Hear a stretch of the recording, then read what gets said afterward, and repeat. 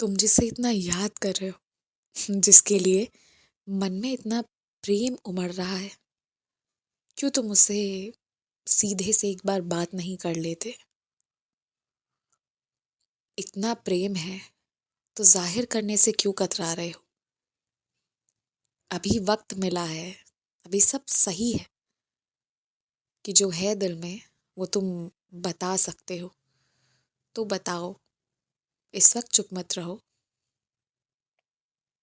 और पता है, तुम्हें रोता हुआ देखना मुझे बिल्कुल अच्छा नहीं लगता। फिर भी मैंने क्यों तुम्हें रुलवाया?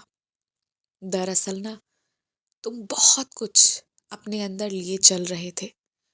तो एक ना एक दिन, एक ना एक पल पर उन चीजों को बाहर निकलना ही था। ऐसा संभव नहीं है इतनी सारी चीजों को मन में लेकर चलो। तो वो रोना नकारात्मक नहीं था, बल्कि वो सकारात्मक था।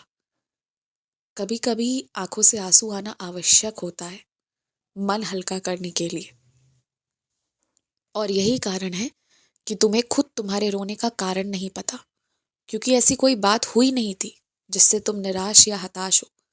परंतु बात ऐसी थी कि बहुत सारी बातें बहुत दिनों से मन में चल रही थी, इसलिए ऐसा हुआ था। और कहीं ना कहीं पिछले कुछ दिनों तुम्हारा मन भटका भी था। तुम गलत लोगों का साथ देने का सोच रहे थे। ये तुम्हारा मन तुम्हें जहां मर्जी वहां घुमवा दे, परंतु तुम्हारी आत्मा बहुत पवित्र आत्मा है। उसे पता था कि तुम गलत कर रहे हो, और इसलिए मन में ये दुख उत्पन्न हो चुका था। यही सारे बड़े कारण थे कि तुम्हारे आंखों में आंसू थे। अब एक बात कहूं मैं तुमसे, प्रातः काल जब सुबह उठना, तो उठने के बाद क्या करना है, हर एक चीज की योजना बनाकर सोना। चाहे उसे बनाने में थोड़ी विलंब हो तो चलेगा, परंतु कल क्या करना है वो आज तय कर लो। नहीं तो तुम सब गड़बड़ कर देते हो। तय नहीं करके बैठते हो तो सब गड़बड़ा जाता है तुम्हारा। देखो, तुम हर एक तरह की चीजें नहीं कर सकते, मुझे पता है। तुमने योजना बनाई थी, एक अच्छी खासी राशि अलग करके भी रखा था तुमने कि तुम कंबल दान करोगे या वस्त्र दान करोगे जिन्हें जरूरत होगी। परंतु इस बार वैसी जरूरत लगी नहीं तुम्हें कि तुम वो कर सको। तो कोई बात नहीं, वो राशि वापस रखने की जरूरत नहीं है। पूरे साल उसका उपयोग अन्नदान में करना।